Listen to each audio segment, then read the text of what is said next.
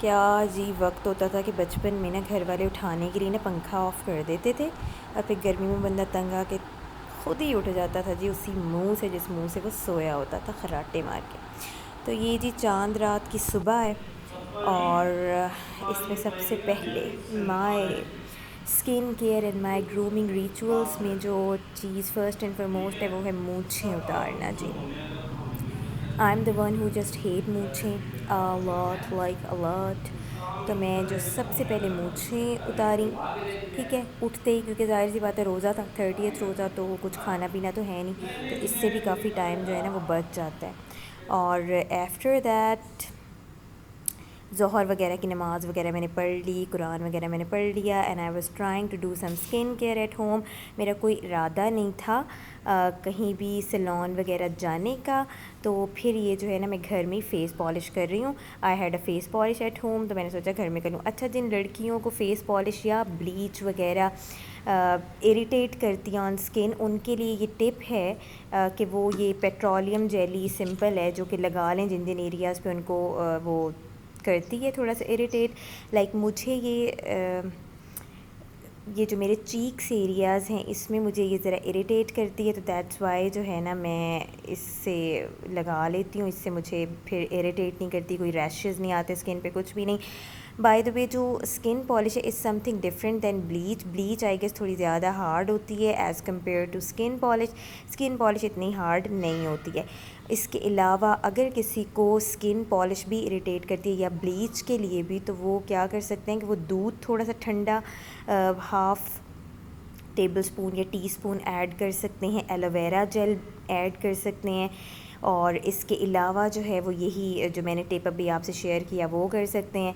और they can easily apply any kind of bleach और skin polish at home. तो मेरा तो कोई इरादा नहीं होता और मैं वैसे सैलून बहुत ही कम जाती हूँ, to be honest. I use to go salon for hair cuts, इसके अलावा मैं नहीं जाती सैलून्स, ठीक है।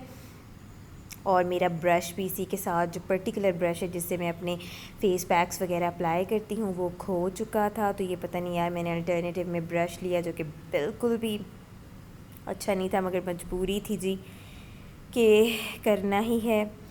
और इसके अलावा जो है वो बस मैंने इसीलिए घर में सोचा कि आई थॉट के बस घर में कर लेते हैं यार, इतना टाइम भी नहीं होता।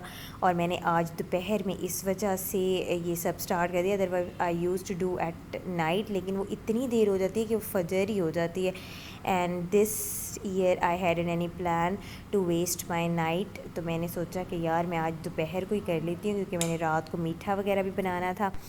और बस ये जो बच गया है ये भी जी ब्राउन पीपल की तरह आप बिल्कुल ज़ाया ना करें जी। बड़ी महंगाई है, प्रोडक्ट्स वगैरह जो है ना बड़े महंगे हो चुके हैं, तो इस वजह से मैंने ये इसको भी लगा लिया, as you can see. Hopefully जी आपकी भी चांद रात वगैरह अच्छी गुजरी होगी। मेरी चांद रात वगैरह बहुत मसरूफ़ होती है, कुछ ख़ास एज सच पार्टी सीन तो बिल्कुल भी नहीं होता, टू बी ऑनेस्ट। आप लोगों की चांद रात कैसी होती है, you can tell me in your comment. और ये जो है 10 मिनट्स के लिए बस लगाना था, और 10 मिनट्स के लिए मैंने लगा कर फिर उसके बाद उसको उतार दिया। अब जो है जी स्क्रबिंग मैंने करनी थी।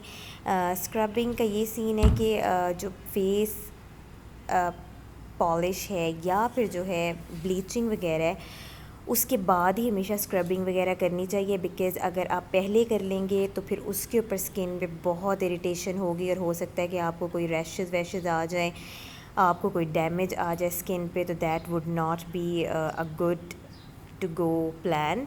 तो इस वजह से आप हमेशा जो स्क्रबिंग करनी है, क्लिनजिंग करनी है, किसी भी टाइप की जो रबिंग करनी है, वो आफ्टर अप्लाइंग स्किन पॉलिश या फिर आफ्टर अप्लाइंग योर ब्लीच किया करें, the way I am doing. और ये मैं सिंपली जो था वो कॉफ़ी और शुगर का बनाया था मैंने घर में ही। शुगर को पीस लिया था, कॉफ़ी में मिक्स कर लिया था और बना लिया था, क्योंकि मेरे पास कोई भी नहीं था स्क्रब। उसके बाद ये मेरी मदर एक ब्लेसो की वाइटनिंग लेकर आई थी, वाइटनिंग फेस पैक था ये। तो ये जो है ना मैंने कहा चलो आज यूज़ कर लेते हैं, आज वो बेसन वाला नहीं यूज़ करते, वैसे भी तो इतनी देर यूज़ की है, तो आज स्किन को ज़रा डिफरेंटली ट्रीट कर देते हैं। तो ये मैंने फिर लगा लिया था। अच्छा, मुझे ये अच्छा लगा, बहुत अच्छा लगा, बट ये कि ये काफ़ी ड्राइंग था। आई मीन कि जिन लोगों की स्किन बहुत अल्ट्रा ड्राई है तो it can't be that good for them. सिर्फ ऑयली स्किन वाले या फिर कॉम्बो स्किन वाले, कम्बिनेशन स्किन वाले लोग इसको अप्लाई कर सकते हैं। और ये मैंने 10 से 15 मिनट जो है वो अप्लाई करने के बाद क्या किया था कि इसको जो है वो थोड़ा सा रब करके, फेस पे थोड़ा सा मसाज करके फिर मैंने इसको उतार दिया था। इसके अलावा मैंने वो भी लगा ली थी या नोज़ स्ट्रिप भी लगा ली थी रिवाज की, ताकि जो थोड़े बहुत अगर हैं ब्लैक हेड्स तो वो रिमूव हो जाएं। मैं इसी तरह से रिमूव करती हूँ। मैंने कभी कोई पेन से, किसी भी टूल वगैरह से नहीं नोज़ को ट्रीट किया, बिकॉज़ आई एम अफ्रेड कि कहीं कोई नील वगैरह ना पड़ जाए, कोई दाग वगैरह ना पड़ जाए। तो आज का जो मेन व्लॉग है, it's all about the day, how I do spend my चांद रात एंड डेज़ ऑफ ईद। कोई ख़ास नहीं होता जी। और ये इतनी जो तैयारियां होती हैं ना, ये भी सिर्फ़ और सिर्फ घरों में बैठने के लिए होते हैं। यानी कि एक कमरे से दूसरे कमरे में चले जाओ, दूसरे कमरे से तीसरे कमरे में चले जाओ, यहाँ से आओ खा लो, वहाँ से आओ खा लो, और जाते आप कहीं भी नहीं हैं। तो जी बस उसके बाद मैंने जो है वो इसको, ये देखें एज़ यू कैन सी, मैंने रब किया 10 to 15 मिनट्स बाद, और फिर मैंने इसको जो है वो कर लिया वॉश। आप लोग अगर सैलून जाते हैं तो इट्स वेल एंड गुड, लेकिन अगर आप घर में भी करना चाहते हैं तो इट्स सिंपल स्टेप कि आप स्किन पॉलिशिंग कर लें, आप स्क्रबिंग कर लें, और आपको वो भी मास्क अप्लाई कर लें। वो मास्क चाहे आपके पास घर में मौजूद है या कोई बाज़ार का है, क्लिनज़र है या नहीं है, फेस पॉलिशर अगर है तो वेल एंड गुड, नहीं है तो कोई ऐसा मसला नहीं। अगर ब्लीच अवेलेबल है आपके पास, ब्लीच तो हर घर में ही होती है, तो आप ब्लीच को ले लें और आराम से आप ये 3 स्टेप्स फॉलो करके अपने स्किन केयर को जो है वो कर सकते हैं before any kind of event. तो ये है कि ईद अल्लाह का तोहफ़ा होता है दो, कि आपने कहीं नहीं जाना या जाना है या बोर गुजरनी है, लेकिन ये अल्लाह का तोहफ़ा है रोज़ेदारों के लिए आफ्टर रमज़ान करीम। तो इसको अच्छे से गुजारना चाहिए। This is I am done. और आप देख सकते हैं कि मुझे कैसे मच्छर ने जी काटा हुआ है। ये तो जी रिचुअल है कि ईद से पहले स्किन का बेड़ा गर्क किसी न किसी तौर होना ही है। और फिर उसके बाद जो है ना, रात को मैंने अपना ईद आउटफिट प्रेस करना था। जैसा कि मैंने बताया कि मैं सब कुछ बिफ़ोर हैंड ही करती हूँ। मैं कभी भी कामों को अगले दिनों के लिए डिले नहीं करती होती। मैं जल्दी जल्दी जल्दी जल्दी जल्दी जल्दी काम कर लेती होती हूँ। तो मैं यहाँ पर ना कपड़े वगैरह प्रेस करने की, ये कि मैंने कहा कि यार इससे पहले कि मैंने मीठा बनाना है तो उससे पहले ही मैं ना कपड़ों को प्रेस कर देती हूँ। तो ये फिर मैंने जो है वो कपड़े प्रेस किए। कपड़े प्रेस करने के बाद मैंने जनाब जी देखें, इतने बिज़ी स्केड्यूल में भी अपने जो है वो हेयर मास्क अप्लाई किया। हेयर मास्क को मैंने शेयर नहीं किया है अभी फ़िलहाल, बिकॉज़ व्लॉग लंबा हो रहा था ऑलरेडी, इसमें so many things were going on in vlog.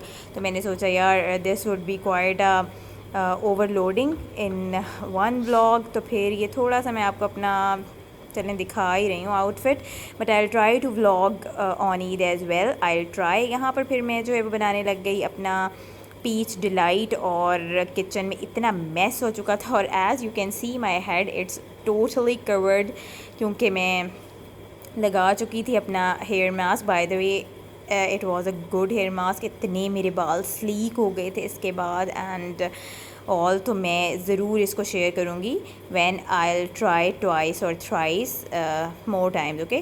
तो मैं जब इसको ज़्यादा टाइम के लिए करूँगी तो फिर मैं इसको करूँगी। डिज़र्ट में मैंने जी पीच डिलाइट बनाया था इस ईयर। और यहाँ पे ये मेरा भाई मुझे तंग कर रहा था, बार बार इंटरप्शन कर रहा था मेरे काम में। मीठा ना इतना डालना, चीनी ना इतने डालना, मुनासिब बनाना, तुम्हारा ये लास्ट चांस है, अगर अच्छा ना बना तो फिर तुम्हें अगली दफ़ा चांस नहीं दिया जाएगा। Like you know, brothers are made for this kind of stuff. तो इसलिए उनका बुरा नहीं मान सकते हम, क्योंकि अगर हम बुरा मानेंगे भी ना तो भी हम उनकी सेहत पे कोई फ़र्क नहीं पड़ने वाला। सारा जो है वो हमारी सेहत पे फ़र्क पड़ेगा। तो इसलिए मैं उसकी बातों को कमाल महारत से अवॉइड कर रही थी। और इधर मेरा जो है वो tada peach delight was ready as you can see. अभी अगले दिन रिव्यू शेयर करूँगी, ट्राई करूँगी कि मैं ईद पे रिव्यू शेयर करूँ। यहाँ पे मैं जी मेहंदी की बिल्कुल भी कोई ख़ास फ़ैन नहीं हूँ। और चांद रात का टू बी ऑनेस्ट मज़ा आता है ज़्यादा लड़कियों वाले घरों में चूँकि मैं अकेली हूँ, आई am the only daughter at my house, तो मैं फिर अकेली जी सेलिब्रेट बस कर लेती हूँ एज़ यू कैन सी। और इतना पौड़ी वौड़ी का सीन नहीं होता। तो यहाँ पे मैंने सिंपल सा एक चांद तारा अपने हाथों पे जी बना लिया था, वो भी मेरी मेहंदी निकल नहीं थी रही। और इसके साथ बस मैंने वो थोड़ी सी मेहंदी ड्रॉ की और फिर मैं नहाई धोई एंड दैट्स अबाउट इट। इस तरह से मेरी जो थी वो चांद रात ख़त्म हो गई। हाँ जी, मैंने नमाज़ पढ़ी अल्हम्दुलिल्लाह। आप सब भी जी नमाज़ पढ़ें। ईद की खुशियों में अल्लाह पाक को कभी नहीं भूलते। ये तमाम तोहफ़े, ये त्यौहार, ये इवेंट खुशियों के साथ और अमन के साथ जो है वो आपको अल्लाह पाक ही नसीब करते हैं। बिकॉज़ बहुत से लोग ऐसे हैं जिनकी ईद बहुत दुखी भी होती है, उदास भी होती है, उनके बहुत से प्यारे उनको छोड़ जाते हैं। लाइक मेरे बहुत से ऐसे मिलने वाले लोग थे जिनके पेरेंट्स इस ईद में उनके साथ नहीं थे। तो अल्लाह पाक जी सब के लिए आसानियाँ करें और ऐसे मौक़ों पे कभी अल्लाह पाक को नहीं भूलते। फ़राखियों में, खुशियों में जो लोग अल्लाह पाक को याद रखते हैं, बेसिकली अल्लाह पाक को वो लोग ज़्यादा पसंद होते हैं, ना कि सिर्फ़ दुखों में या फिर गमों में याद रखने वाले। तो मेरी तो चांद रात जी ऐसे गुजर गई। होपफुली आपको व्लॉग पसंद आया होगा। ईद पे ट्राई ज़रूर करूँगी व्लॉग करने का, लेकिन ईद वगैरह काफ़ी मसरूफ़ होती है। मैंने तो वैसे कहीं नहीं जाना अब तक, तो यही है, बट लोगों ने ज़रूर आना है जी मेरी तरफ। वो चाँद जिसका तेरे बिन न कोई आसमां, हम तेरे बिन अब रह नहीं सकते, तेरे बिना क्या वजूद मेरा, तुझसे जुदा अगर हो जाएंगे तो खुद से ही हो जाएंगे जुदा, हर लम्हा मेरा तेरे साथ जुड़ा।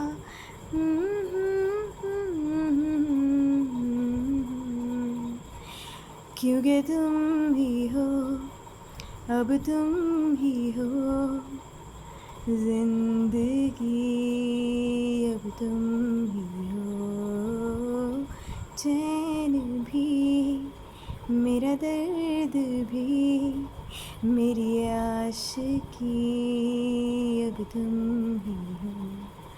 क्योंकि तुम ही हो, अब तुम ही हो ज़िंदगी, अब तुम ही हो चैन भी, मेरा दर्द भी, मेरी आशिकी, अब तुम